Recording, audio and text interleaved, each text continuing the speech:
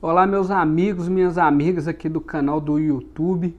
Hoje eu vou trazer para vocês a continuidade daquela série de vídeos que eu estava fazendo aqui no canal, que é a respeito das cartas que são enviadas às igrejas de Apocalipse, que estavam localizadas na Ásia ali daquela época.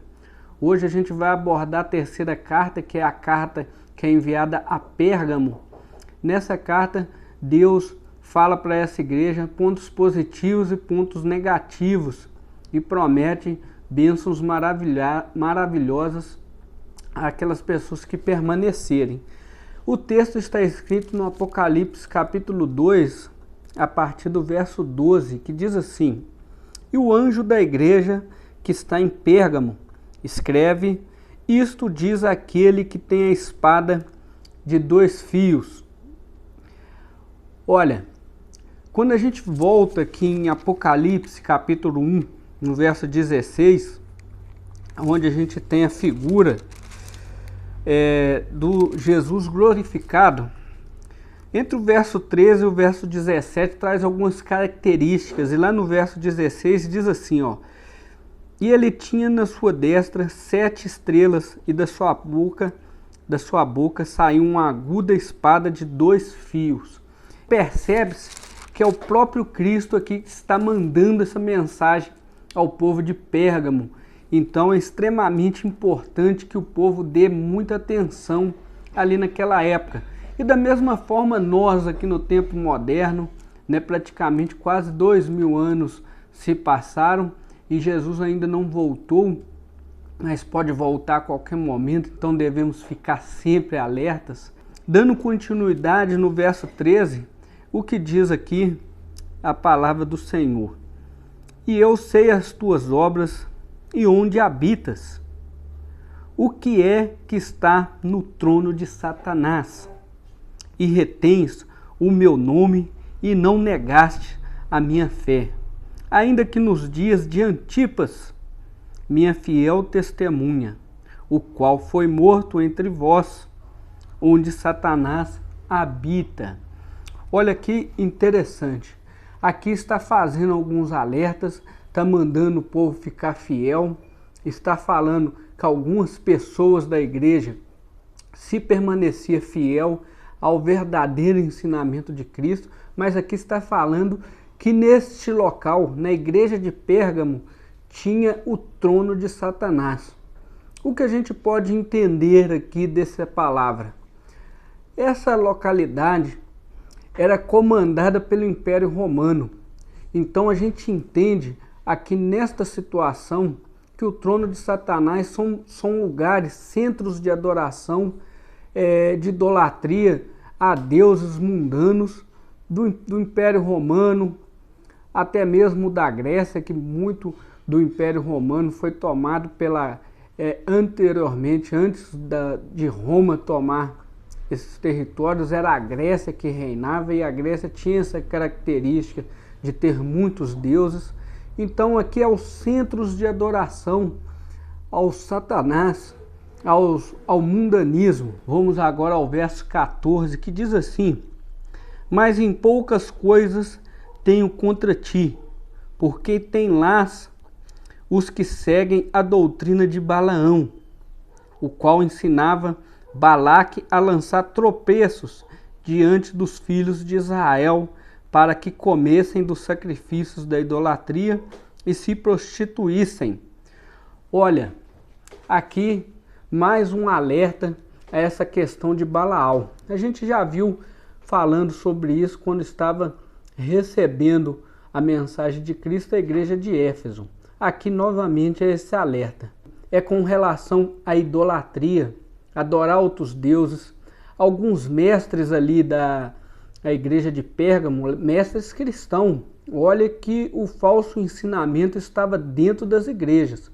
Este povo estava pregando, falando que adorar outros deuses era normal, que adorar a Cristo vinha na sequência, e tudo isso levava à salvação, falando mentiras e levando o povo a adorar esses falsos mestres, adorar falsos deuses e ainda mais se prostituir a questão da imoralidade sexual.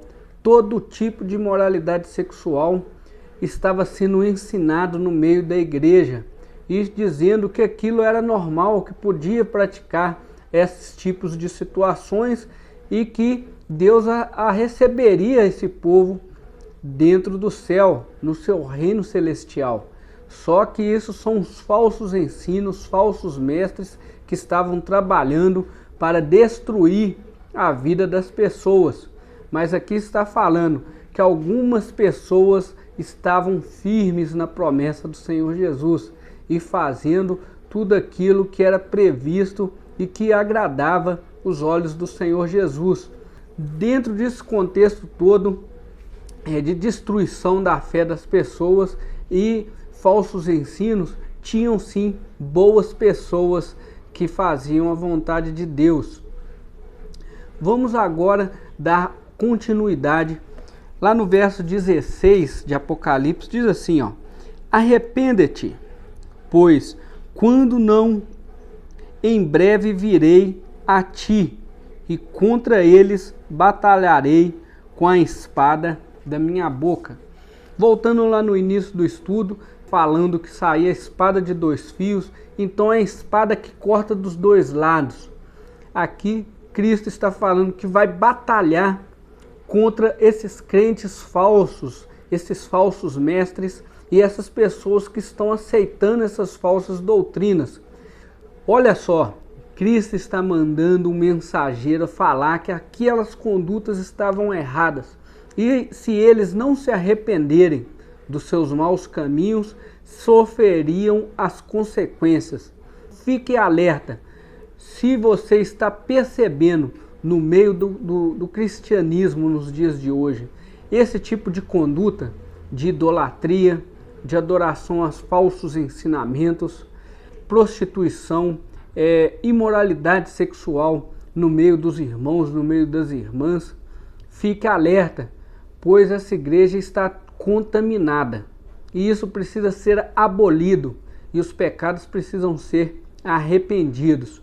Então, da mesma forma que Cristo falou para Pérgamo que viria batalhar contra aquela igreja pecaminosa e que as pessoas que estavam corrompendo a igreja naquela época, da mesma forma nos tempos de hoje, Cristo também vai batalhar contra a igreja, contra líderes que vêm pregando falsas doutrinas para os cristãos do nosso tempo, da nossa época. Fique alerta, fique atento a esse ensinamento e essa advertência.